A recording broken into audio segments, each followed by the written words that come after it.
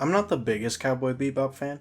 I don't have any deep childhood story where I stumbled upon it one night randomly and it's the origin of my love for anime or anything like that. And it wasn't until recently that I even got around to watching it in the first place. So when the Netflix live action was announced, I was a little more open to the idea than other people I spoke with. But as far as live actions go, I usually don't like them very much, if at all.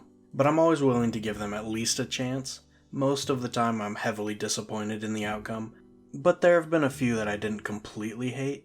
Cowboy Bebop's live action is in that same category, but man, it was rough. If you're not familiar with Cowboy Bebop, it's a mostly episodic space western anime that follows the bounty hunters Jet Black and Spike Spiegel as they travel the solar system collecting bounties and picking up a few companions along the way. I won't be talking about the anime very much as I'm going off the assumption that if you're watching this video or the live action, you've probably seen the anime. But if you haven't, I highly recommend you give the anime a watch at least.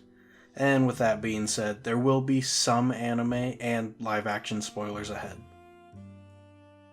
There are 3 main points I want to talk about in this video, and I'll start with the cinematography. Now, I'm no expert in filmmaking or anything, so take everything I say here with a pinch of salt, but it was a bit unique. An absurd amount of scenes were shot with a Dutch tilt for whatever reason, and I don't quite understand why they chose to use so many, but it literally felt like every other scene had it, which just defeats the purpose of it. There were also a number of scenes that had some focusing issues, where it seemed like they just didn't cut enough of the scene, or they cut far too much of it.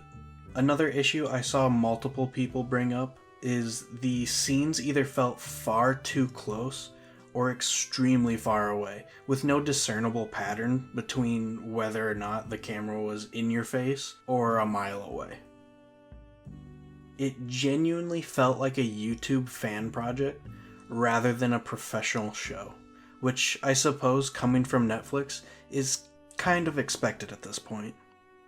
When it comes to the props and set design, I thought for the most part the sets looked really nice, and felt like most of them were real and grounded, with a few scenes with CGI standing out a little too much, like the shutters closing.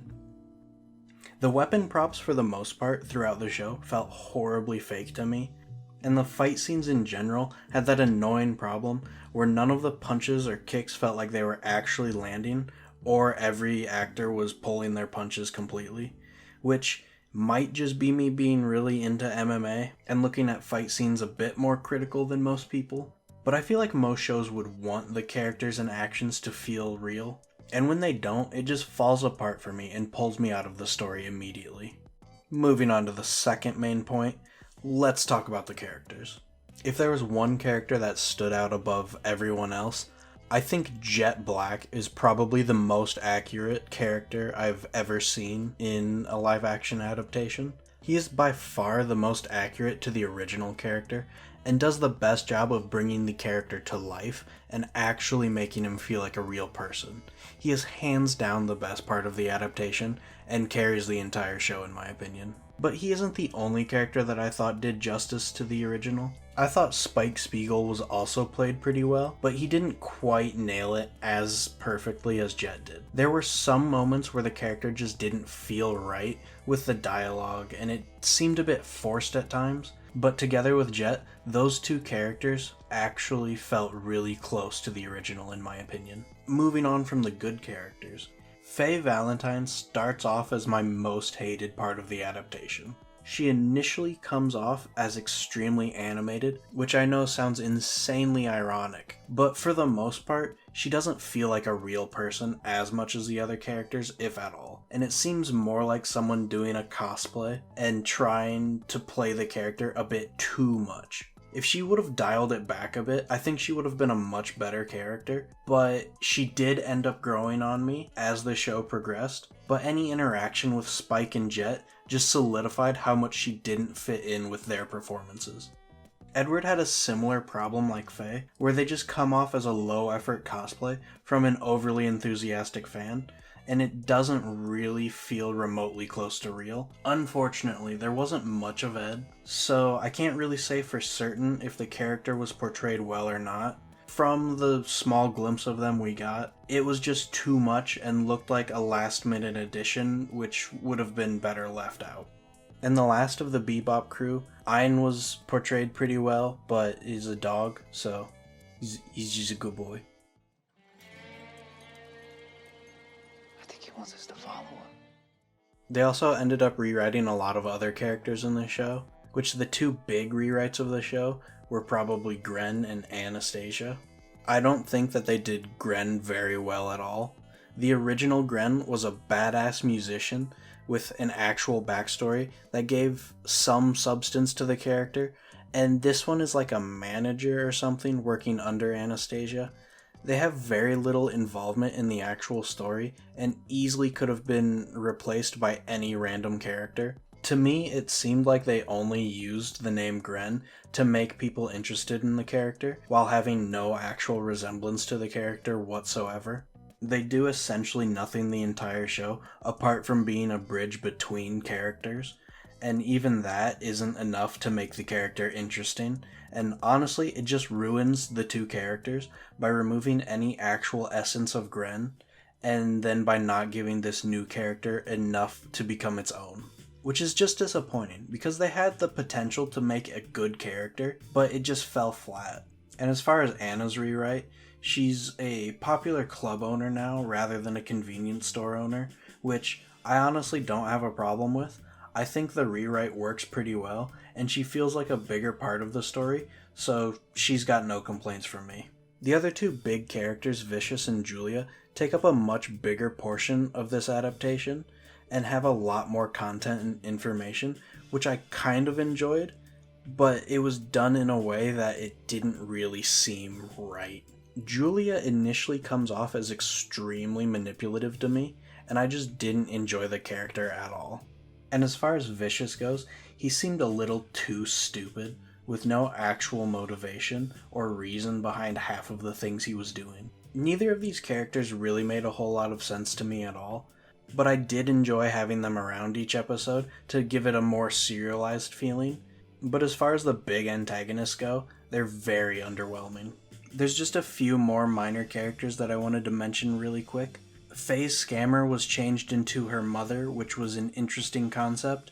I didn't hate it, but the character fell off, and it just wasn't that enjoyable.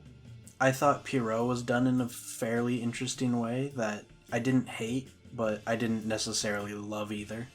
Teddy Bomber was okay, but I was really disappointed that we just didn't get Spike vs. Cowboy Andy, which I think would have made the show so much better.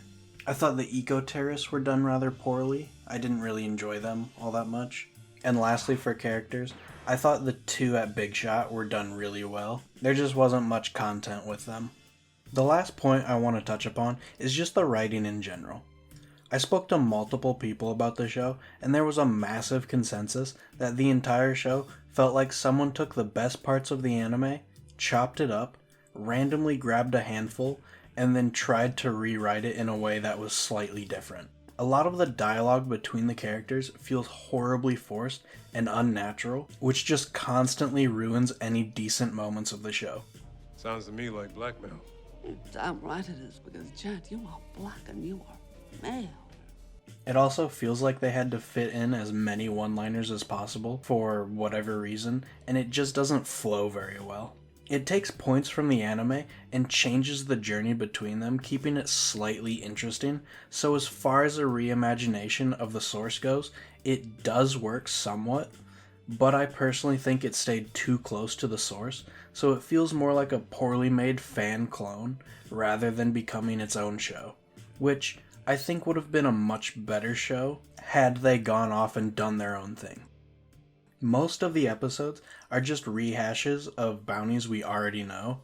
I would have much rather watched a completely new bounty that was specifically made for the show, but instead they just retold the same ideas with slightly different faces, ruining or improving them depending on who you ask.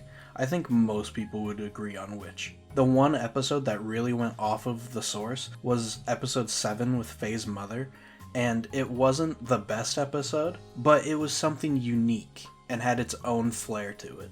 I feel like I need to say that I don't actually hate this adaptation, and it's probably an unpopular opinion, but I thought it was a pretty decent show overall. The Syndicate content was pretty interesting, and some of the episodes were actually enjoyable. And the music was really good as well.